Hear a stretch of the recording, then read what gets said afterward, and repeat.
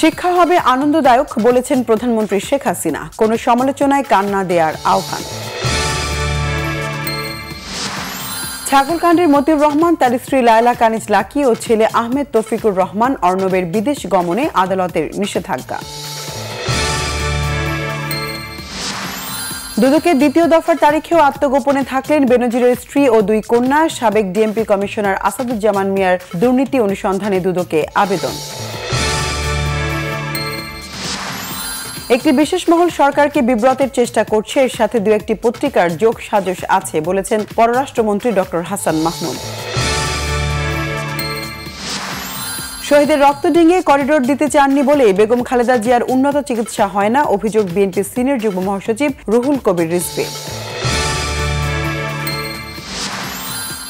বঙ্গবন্ধু শেখ মুজিবুর রহমানের প্রতিকৃতিতে শ্রদ্ধা নিবেদন এবং শিক্ষা অনির্বাণ ও জাতীয় স্মৃতিসৌধে পুষ্পস্তবক অর্পণ করেছেন নবনিযুক্ত সেনাবাহিনী প্রধান জেনারেল ওয়াকারুজ্জামান।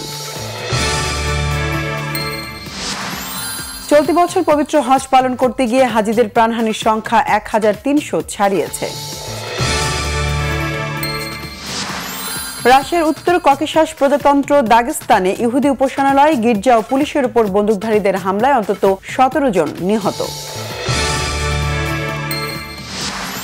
স্নায়ুর লড়াই জিতে টি-20 বিশ্বকাপের সেমিফাইনালে অপরাজিত দক্ষিণ আফ্রিকা।